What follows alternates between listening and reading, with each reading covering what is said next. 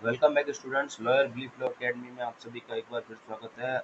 आज तारीख हो गई है 19 अप्रैल 2025 और आज के डेली करंट अफेयर में आप सभी का स्वागत है। जैसे कि आप सभी को पता है कि हम डेली बेसिस पे लीगल करंट अफेयर जो डिस्कस करते हैं, जो उस दिन की डेली की जो रूटीन की जो रेगुलर लीगल न्यूज़ होती है, उन सबको हम आप सभी के समक्ष लेके आते हैं और आपको अपडेट करते हैं, ताकि आपके एग्ज़ाम में किसी भी तरीके की समस्या या आपको ऐसा ना लगे कि आपने इस एग्ज़ाम के लिए इस क्वेश्चन को प्रिपेयर नहीं किया है। तो चलिए आगे आगे बढ़ते हैं।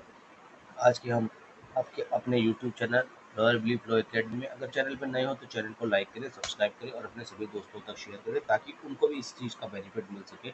और अगर आप चौधरी चरण सिंह यूनिवर्सिटी से LLB, BLLB और LLM कर रहे हैं तो आप सभी के लिए खुशखबरी है। आप सभी के लिए वहाँ चौधरी चरण सिंह यूनिवर्सिटी के नोट्स, आपके अपना PDF, previous year question paper वगैरह आप वहाँ से हमारी वेबसाइट जाकर डाउनलोड कर सकते हैं। ये एकदम फ्री है, इसके लिए किसी भी तरीके का कोई चार्जेस नहीं है। अगर नोट्स और PDF चाहिए और अपना वीडियोस चाहिए तो आपको उसके लिए नीचे दिए हुए नंबर पर संपर्क करना पड़ेगा, 9289322897, जो कि स्क्रीन पर नंबर दे रहा होगा। इस नंबर पर आप संपर्क कर सकते हैं और आप अपने लिए वीडियोस ले सकते हैं, ताकि आपका एग्ज़ाम में आपको किसी भी तरीके के हर्डल्स ना हो। तो चलिए आगे बढ़ते हैं।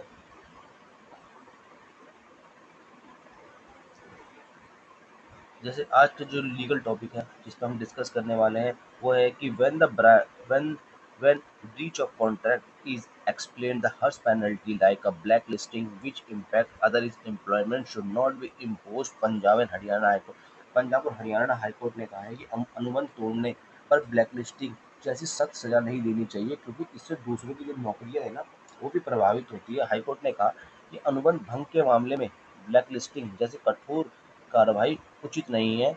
न्यायालय का मानना है कि ऐसी सजा न केवल व्यक्ति बल्कि उसके परिवार और अन्य लोगों के रोजगार को भी प्रभावित करती है। तो ये टिप्पणी एक ठेकेदार के ब्लैकलिस्टिंग मामले में की गई थी। तो चलिए दोस्तों, आपने यहाँ पे इसको देखा, तो ये आज की न्यूज़ की खबर थी ब्लैकलिस्टिंग रिलेटेड। तो आप इसको एक बार नोट कर लेना। जैसा कि मैंने आपको बताया, अगर आप चैनल पर नए हैं तो चैनल को लाइक करेंगे, सब्सक्राइब करेंगे और बेल आइकन के बटन को जरूर दबाएंगे, ताकि हमारी आने वाली हर लेटेस्ट नोटिफिकेशन आप सभी के समक्ष पहुंचती जाए और आपको हर नोटिफिकेशन की जो है जानकारी मिलती रहे। अगर आप फेसबुक चलाते हैं तो आपके हमारे लॉयर बिलीफ लॉ एकेडमी के पेज को लाइक कर सकते हैं और प्रीवियस ईयर के क्वेश्चन पेपर को अगर डाउनलोड करना हो तो हम यहाँ से कर सकते हैं। प्रीवियस ईयर की जो वीडियोस है, फुल क्रैश कोर्स है, 1 शॉट है, 60 ml शॉट है, ऐसी लाजवाब वीडियोस जो हम अपलोड करते हैं। करीबन इसके अंदर हमारा जो टारगेट है वो कम से कम 50,000 वीडियोस का है, जो आपके एग्ज़ाम के लिए बहुत प्रोस्पेक्टिव है, बहुत ही महत्वपूर्ण है। और ऐसी वीडियोस आपको ऐसा इतनी वीडियोस आपको कहीं नहीं मिलने वाली है।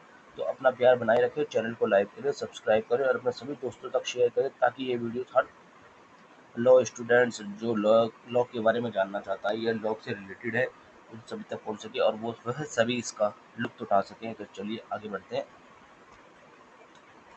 अगला क्वेश्चन हम देखते हैं कि arbitrarial tribunal can caused against the party through they were not served with the 21 notice or made in section 11 the application of supreme court ने यहाँ पर कहा है कि सर्वोच्च न्यायालय ने स्पष्ट किया है कि मध्यस्थता ट्रिब्यूनल उस पक्ष के खिलाफ कार्रवाई कर सकता है भले ही उसे आर्बिट्रेशन एंड कंसिलिएशन एक्ट धारा के 21 का नोटिस ना मिला हो। यह फैसला मध्यस्थता प्रक्रिया की तकनीकी खामियों को दूर करने में मददगार होगा। तो ये आपको इस क्वेश्चन में आपको जो डिस्कस करना है वो करना है सेक्शन 21 नोटिस का, और आपको करना है ये सेक्शन 11 जो सुप्रीम कोर्ट ने कहा कि ये ट्रिप अपना जो सर्वोच्च न्यायालय सुप्रीम कोर्ट ने कहा कि जो अपना है, एक तो आर्बिट्रेशन टर्मिनल और दूसरा जो हमने लिखा था हमने कि मध्यस्थता ट्रिब्यूनल के पक्ष के खिलाफ जो कार्रवाई की नोटिस कर सकता है।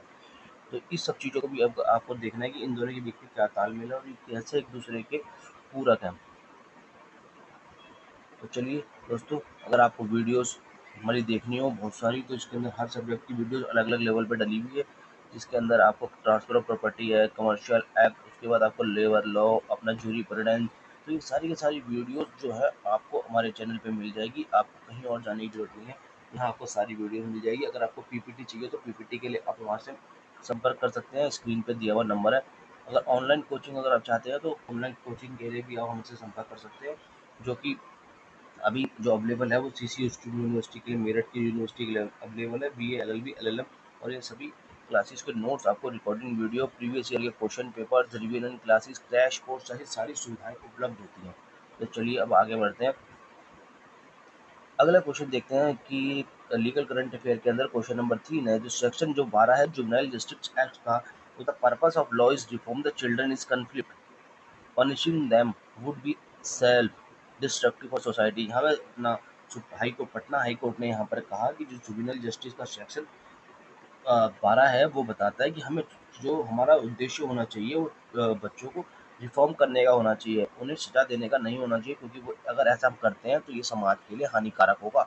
तो इस पे आपका जो डिस्कस करने वाला टॉपिक है वो है आपको कि सेक्शन 12 जुवेनाइल जस्टिस एक्ट का। तो इस पर एक बार नजर डाल देना और इसके बारे में डिटेल निकाल लेना कि सेक्शन 12 जुवेनाइल जस्टिस एक्ट क्या कहता है और इसकी क्या लिमिटेशंस है और क्या टाइम पीरियड और क्या कैटेगरी इसके अंदर आती है। तो ये सारे के सारे नोट्स आपने बनाने हैं। चलिए फिर अब आगे बढ़ते हैं। जैसे कि मैंने बताया कि अगर आप सीसी यूनिवर्सिटी के स्टूडेंट हैं और आप कर रहे हैं तो यहाँ आपको सारी सब्जेक्ट के प्रीवियस ईयर के क्वेश्चन पेपर आपको वेबसाइट पर अवेलेबल है, जो कि डिस्क्रिप्शन में मैंने लिंक दे रखा है, और लिंक के साथ साथ आप देख सकते हैं वहाँ पर आपको, आप जूरिप्रूडेंस हो, आपका लीगल कर अपना लॉ ऑफ टॉर्ट्स हो, ट्रांसफर प्रॉपर्टी एक्ट हो, कंपनी लॉ हो, ये सारे के सारे क्वेश्चन पेपर आपको वेबसाइट पे मिल जाएंगे, आप वहाँ से डाउनलोड कर सकते हैं। और जैसे कि मैंने आपको बताया, अगर आप रिकॉर्डेड सेशन चाहते हैं तो वो भी आपको मिल जाएंगे, उसके लिए आपको संपर्क करना पड़ेगा नीचे जो स्क्रीन पे दिए हुए नंबर पर 9289322897, जो कि नंबर यहाँ दे रखा है। चलिए अब आगे बढ़ते हैं आज की अगली लीगल करंट अफेयर पे। आज की चौथी लीगल करंट अफेयर की जो खबर है उस पर हम रखते हैं कि डॉक्टर भीमराव अम्बेडकर ने कहा, क्यों कहा था कि हमें जो कॉन्स्टिट्यूशन है उसमें अमेंडमेंट नहीं करना चाहिए। तो इसके ऊपर आज एक खबर आई थी कि डॉक्टर अम्बेडकर ने संसद के संविधान में मनमर्जी से बदलाव करने से मना किया था। जस्टिस बी आर गवई ने कहा, तो सुप्रीम कोर्ट के जो जस्टिस है बी आर गवई, उन्होंने कहा कि doctor Bhimrao Ambedkar want the end allowing the parliament to liberally amend the constitution of justice. तो आज के लीगल करंट अफेयर में इसमें जो हमने चौथे पॉइंट में डिस्कस किया वो इतना ही। तो आज का जो करंट अफेयर पूरा होता है इसके अंदर हमें आज डिस्कस करना है, जैसे कि मैं हर रोज़ की तरह आपको एक क्वेश्चन देता हूँ, तो मैंने क्वेश्चन पहले ही बताया। के लिए धन्यवाद। फिर मिलते हैं अगली क्लास में नए टॉपिक के साथ। जुवेनाइल जस्टिस एक्ट की क्या लिमिट